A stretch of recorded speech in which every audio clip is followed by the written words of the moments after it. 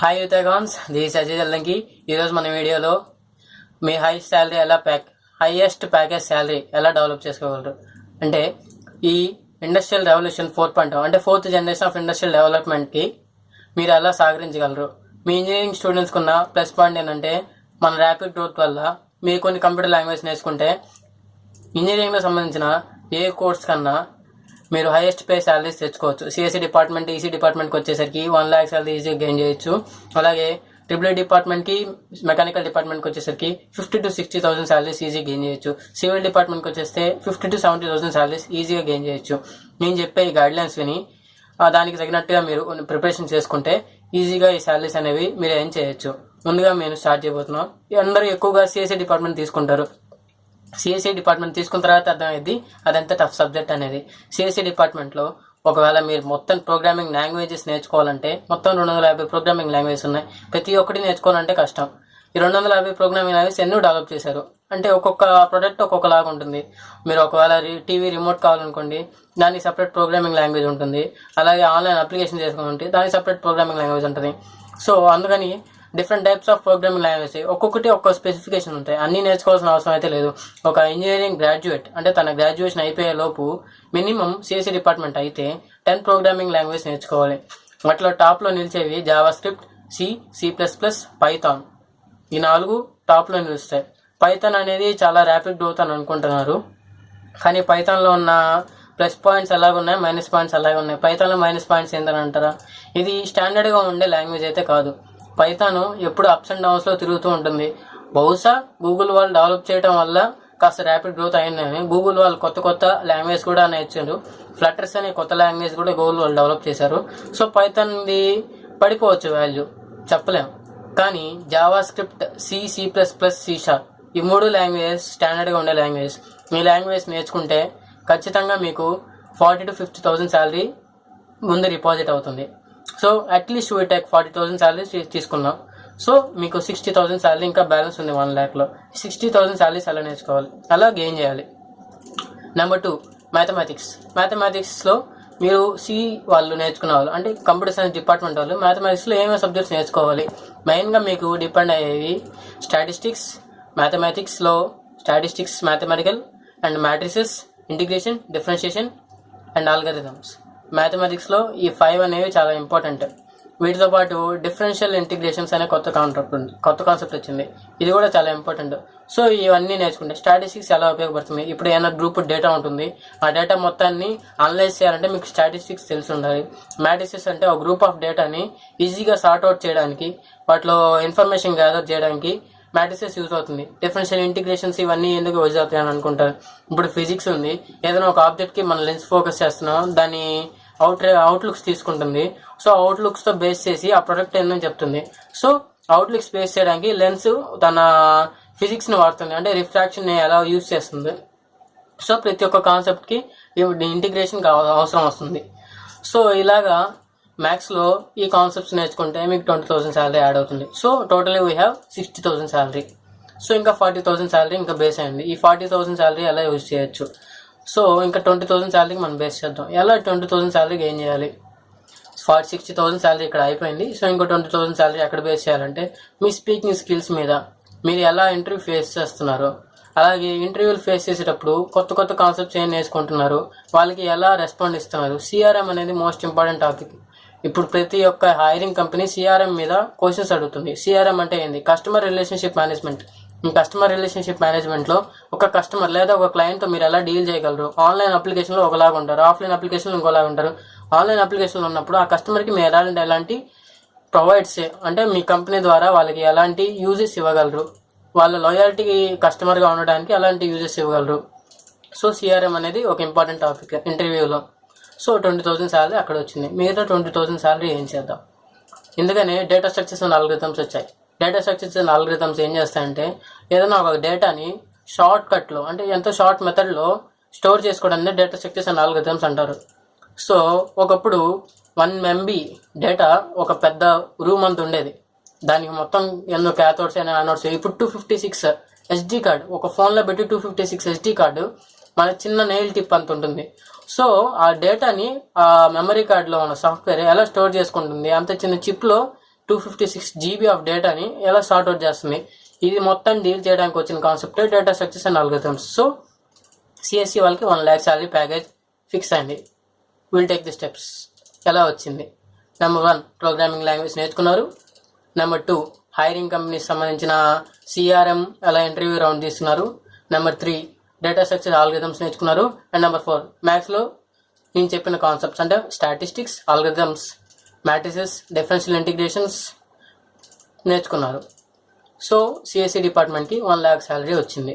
Next EC డిపార్ట్మెంట్కి వెళ్తాం. EC డిపార్ట్మెంట్లో చాలా ఇంపార్టెంట్ టాపిక్ ఏంటంటే ఎంబెడెడ్ సిస్టమ్స్. ఎంబెడెడ్ సిస్టమ్స్ అనే ఈసీ డిపార్ట్మెంట్లో క్రూషియల్ టాపిక్. ఎంటెక్లో కూడా ఎంబెడెడ్ సిస్టమ్స్ అనే ఒక సపరేట్ కోర్స్ అయితే ఉంది. ఈ కోర్సులో ఏం చేస్తుంటే ఒక సాఫ్ట్వేర్ని ఎలా మెషిన్లోకి డెవలప్ చేయాలి, మెషిన్లోకి ఎలా ఇంప్లిమెంట్ చేయాలి, దానికి సంబంధించి సర్క్యూట్ ఎలా డ్రా చేయాలి అనేది ఎంబెడెడ్ సిస్టమ్స్ మెయిన్ థీమ్. ఈ ఈసీ డిపార్ట్మెంట్కి ఉన్న ఇంకో ప్లస్ పాయింట్ ఏంటంటే ఎంబెడెడ్ సిస్టమ్స్లో ఈసీ డిపార్ట్మెంట్ ఎక్కువగా యూజ్ చేసి ఒక సిఎస్సి డిపార్ట్మెంట్ వాడు ఒక ప్రోగ్రామ్ మాత్రమే రాయగలడు. అది ఈసీ డిపార్ట్మెంట్ వాళ్ళు ఏం చేస్తారంటే ఆ ప్రోగ్రామ్ రాస్తారు, అలాగే ఆ ప్రోగ్రామ్ ఇంప్లిమెంట్ కూడా చేస్తారు. సో ఈసీ డిపార్ట్మెంట్ వాళ్ళు ఈ డేటా స్ట్రక్చర్స్ ఇవన్నీ అవసరం లేదు. వాళ్ళు ఒక 3 programming language especially Java script, అలాగే పైథాన్, C++, ఈ 3 లాంగ్వేజ్, ఈ 3 ఆబ్జెక్ట్ ఓరియంటెడ్ ప్రోగ్రామింగ్ లాంగ్వేజెస్. ఈ 3 లాంగ్వేజ్ కానీ నేర్చుకుంటే, దాంతోపాటు మీరు ఎంబెడెడ్ సిస్టమ్స్ నేర్చుకుంటే మీకు 50,000 to 60,000 శాలరీ అక్కడే డిపాజిట్ అవుతుంది. సో రిమైనింగ్ 40,000 శాలరీ అక్కడ.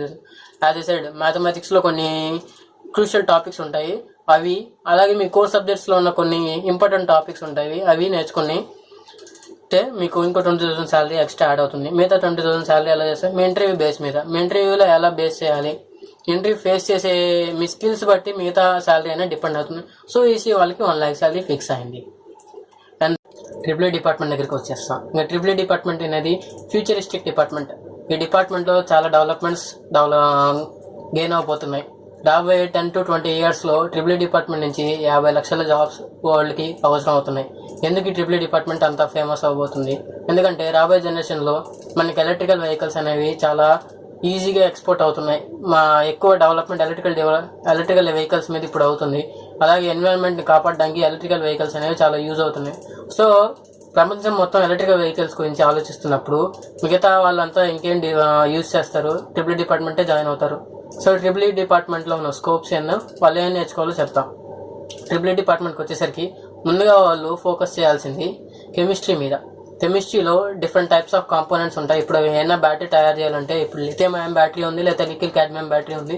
ఇన్నిట్లో ఏ బ్యాటరీ డెవలప్ చేయాలన్నా దానికి సంబంధించిన ఎలిమెంట్స్ తీసుకోవాలి. ఎలిమెంట్స్ ఎంత ర్యాదర్గా యూజ్ చేయాలని తెలుసుకోవాలి. అలాగే ఎలిమెంట్స్ సంబంధించిన కొన్ని ఇంపార్టెంట్ కీ టాపిక్స్, అలాగే వాటికి ఇంత చిన్న ఇప్పుడు ఒకప్పుడు ఫోన్లో చూస్తే బ్యాటరీ ఎంత ఉండేది, అలాగే ఆ బ్యాటరీ కూడా తక్కువ లైఫ్ టైం అంటే 1030 mAh బ్యాటరీ కానీ లేకపోతే 2300 mAh బ్యాటరీ కానీ ఉన్నాయి.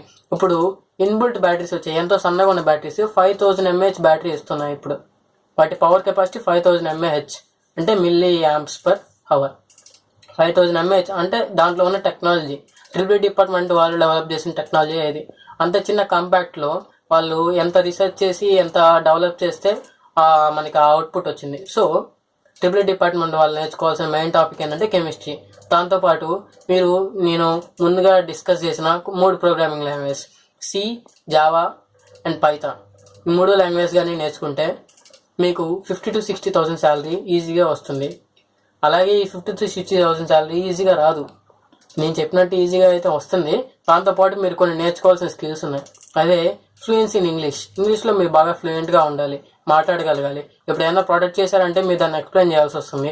ప్రపంచానికి మీరు మీ దేశంలో ఎక్స్ప్లెయిన్ చేయాలంటే మీ ఓన్ లాంగ్వేజ్ సరిపోతుంది, కానీ ప్రపంచానికి మీరు ప్రోడక్ట్ ఎక్స్ప్లెయిన్ చేయాలంటే దానికి యూనివర్సల్ లాంగ్వేజ్ కావాలి. అందుకని ఇంగ్లీష్ అనేది యూనివర్సల్ లాంగ్వేజ్ అయింది.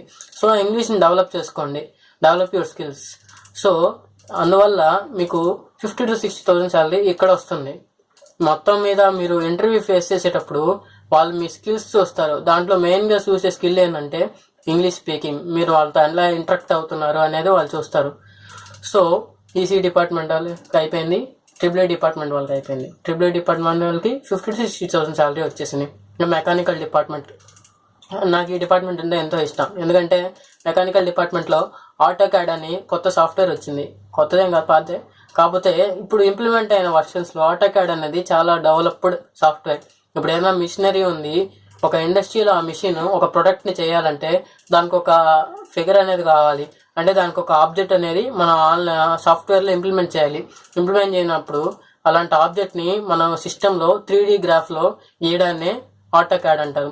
ఈ మెకానికల్ డిపార్ట్మెంట్లో ప్రతి ఒక్కరికి ఆటోకాడ్ అని ఖచ్చితంగా నేర్పిస్తారు. ఈ ఆటోకాడ్ పూర్తిగా నేర్చుకోవడానికి మీకు 2.5 to 3 months పడుతుంది. ఈ ఆటోకాడ్ కానీ పూర్తిగా నేర్చుకొని దాంతోపాటు ఈ ప్రోగ్రామింగ్ లాంగ్వేజెస్ కానీ నేర్చుకుంటే మీకు మంచి స్కోప్ ఉంటుంది. మెకానికల్ డిపార్ట్మెంట్ వాళ్ళకి చాలా తక్కువ శాలరీస్ కూడా వస్తున్నాయి కొన్ని. ఐఐటీస్లో అయితే మానే వస్తే శాలరీస్, మన నార్మల్ కాలేజెస్లో మంచి శాలరీ ప్యాకేజెస్ రావాలంటే ఆటోకాడ్ ఖచ్చితంగా నేర్చుకోవాలి మెకానికల్ డిపార్ట్మెంట్ వాళ్ళు. దాంతోపాటు ఒక 3 ప్రోగ్రామింగ్ లాంగ్వేజ్ నేర్చుకుంటే మీరు ఏదైనా కన్సల్టెన్సీ సర్వీసెస్లోనే జాయిన్ అవ్వచ్చు. సో మీ ఫ్యూచర్కి ఎలాంటి ఇబ్బంది లేకుండా ఉంటుంది. అలాగని మీ మెకానికల్ కోర్ సబ్జెక్ట్ని వదిలేద్దని చెప్పట్లేదు. సో అంటే మీకు యూ షుడ్ గెట్ బ్యాలెన్స్. ఈ బ్యాలెన్స్ అనేది ఖచ్చితంగా మీరు మిస్ అవ్వకూడదు. ఎందుకంటే 4 years అయిపోయిన తర్వాత మీరు గమ్ము కూర్చొని అంటే కష్టం. ఎంటెక్ చేద్దామంటే it will cost more. So ఇప్పుడు ఏం చేయాలి, ఏదో ఒక సర్వీస్లో జాయిన్ అవ్వాలి. You should do some hard work. మీరు ఫైనాన్షియల్గా స్టేబుల్ అవ్వాలి. స్టేబుల్ అయిన తర్వాత మీరు you can do M Tech or MS. తర్వాత ఇప్పుడు సివిల్ డిపార్ట్మెంట్కి వచ్చేస్తే ఈ సివిల్ డిపార్ట్మెంట్లో అయితే మనం ఎవరూ వర్క్ చేయలేం, ఎందుకంటే వాళ్ళు కట్టిన బిల్డింగ్స్లోనే మనం ఇప్పుడు వర్క్ చేస్తున్నాం. సో సివిల్ డిపార్ట్మెంట్ వాళ్ళకి చాలా ఇంపార్టెంట్ టాపిక్ ఏంటంటే ఈ ఆటోకాడ్ ఒకటి వాళ్ళకి కూడా యూజ్ అవుతుంది. ఇంకోటి ద క్రూషియల్ టాపిక్ ఏంటంటే మెటీరియల్ సైన్సెస్ అనేది ఒక టాపిక్. ఈ టాపిక్ ఏం చేస్తుందంటే ఒక్కొక్క మెటీరియల్ దాని యొక్క ప్రాపర్టీస్ని ఎలాంటివి ఉంటాయి అని చెప్పేసి చెప్తుంది. మెటీరియల్ సైన్సెస్కి చాలా బుక్స్ ఉన్నాయి, ఆన్లైన్లో కూడా చాలా కోర్సెస్ ఉన్నాయి. మెటీరియల్ సైన్సెస్ నేర్చుకుంటే ఏదైనా బిల్డింగ్ కన్స్ట్రక్ట్ చేసేటప్పుడు, లేకపోతే ఏదైనా బిల్డింగ్ ఎగ్జిక్యూట్ చేసేటప్పుడు, దాని ప్లాన్ డిజైన్ చేసేటప్పుడు దానికి పర్ఫెక్ట్ మెటీరియల్ ఏంది, ఎలాంటి కాంపోజిట్ కలిపితే దానికి పర్ఫెక్ట్గా వస్తుంది అనేది ఈ మెటీరియల్ సైన్సెస్ అనేది డీల్ చేస్తుంది. దీంతోపాటు మీరు కొన్ని ప్రోగ్రామింగ్ లాంగ్వేజ్ నేర్చుకోండి. ఇందాక మెకానికల్ వాళ్ళు చెప్పినట్లు మీకు యూ కెన్ గెట్ స్టేబుల్. ఏదన్నా ఫైనాన్షియల్గా ఒకవేళ సివిల్ డిపార్ట్మెంట్లో మీకు రాలేదనుకోండి, ఏదైనా కన్సల్టెన్సీ సర్వీసులు జాయిన్ అవ్వచ్చు.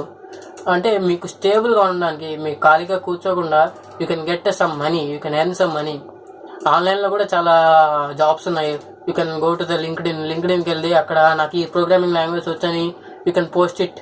So you can get more jobs. ఇప్పుడు లింక్డ్ఇన్లో జాయిన్ చేస్తే మీకు స్టార్టింగ్ శాలరీ కూడా కొన్నిసార్లు 25,000 నుంచి స్టార్ట్ అవుతున్నాయి. 25,000 నుంచి 1 lakh సార్లు ఎక్స్పెక్ట్ చేసేవారు. 1 lakh శాలరీ దాకా లింక్డ్ఇన్లో మీకు జాబ్స్ వదులుతాయి. సో నేను ఇందా నుంచి డిస్కస్ చేస్తూ ఉన్నాను, ప్రతి ఒక్క కోర్స్కి ప్రోగ్రామింగ్ లాంగ్వేజ్ నేర్చుకోమంటున్నాను. ఎందుకు ప్రోగ్రామింగ్ లాంగ్వేజ్ నేర్చుకుంటున్నాం అని చెప్తా. ఇండస్ట్రియల్ రెవల్యూషన్ మొత్తం 4 parts అని చెప్పాము. సో 4th generation పార్ట్కి వచ్చేసరికి మెషిన్స్ విత్ టెక్నాలజీ, అంటే IoT, ఇంటర్నెట్ ఆఫ్ థింగ్స్ అనే ఒక రెవల్యూషన్ వచ్చింది. ఈ రెవల్యూషన్ ఏం చేస్తుందంటే మెషిన్స్ ఆటోమేటిక్గా వర్క్ చేస్తున్నాయి. స్వయంచాలితంగా మెషిన్ దానికదే వర్క్ చేస్తుంది. సో వర్క్ చేస్తుందంటే ఇప్పుడు సడన్గా మిషన్ ఆగిపోయిందంటే అది ఒక ఎలక్ట్రికల్ డిపార్ట్మెంట్ వాళ్ళు చేయలేరు, ఒక మెకానికల్ డిపార్ట్మెంట్ వాళ్ళు చేయలేరు. అంటే వాళ్ళిద్దరూ మెషిన్స్ బిల్డ్ చేశారు, కానీ ఆ మెషిన్స్ ఎలా వర్క్ అవుతున్నాయని ప్రాపర్గా తెలిసేది ఒక సాఫ్ట్వేర్ డెవలపర్కే, అంటే ఒక ప్రోగ్రామింగ్ తెలిసినవాడే. ఇప్పుడు ఆ మెషిన్ రిపేర్ ఎక్కడ వచ్చింది అని అంటే దాని సాఫ్ట్వేర్లోనే మీరు రిపేర్ వచ్చి ఉండాలి, లేకపోతే దాని ఇన్నర్ కోర్లో ఎక్కడన్నా పార్ట్స్ మిస్ అయి ఉండాలి, లేకపోతే వైరింగ్ ఏమన్నా డ్యామేజ్ అయి ఉండాలి. వైరింగ్ డ్యామేజ్ అనేది చాలా తక్కువ ప్రాబబిలిటీ ఎక్కడ ఎక్కువ ఉందంటే దాని సాఫ్ట్వేర్లో ప్రాబ్లం రావడం. సో ఆ సాఫ్ట్వేర్ ప్రాబ్లం వచ్చినప్పుడు మెకానికల్ డిపార్ట్మెంట్ వాళ్ళు, అలాగే ECEE డిపార్ట్మెంట్ వాళ్ళు వాళ్ళ కోర్ సబ్జెక్ట్తో పాటు ఈ కాన్సెప్ట్స్ నేర్చుకుంటే వాళ్ళు ఫర్దర్గా డెవలప్ అయ్యే స్కిల్స్లో వాళ్ళ శాలరీ ప్యాకేజెస్ ఎక్కువ పెరుగుతాయి. ఈ శాలరీ ప్యాకేజెస్ ఎంత మనం నేర్చుకున్నా కానీ అట్ ద ఎండ్ మనం శాలరీ కోసం ఇది అంతా నేర్చుకుంటున్నాం. We need to earn something. So అందుకని ప్రతి ఒక్క కోర్సులో ఈ ప్రోగ్రామింగ్ లాంగ్వేజ్ అనేది ఎక్కువ ఇంప్లిమెంట్ చేసుకోమని చెప్తున్నాను. స్కిల్ నేర్చుకోవడంలో ఏం తప్పులేదు కదా.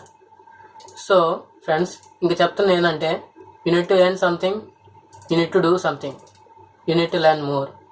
So bye.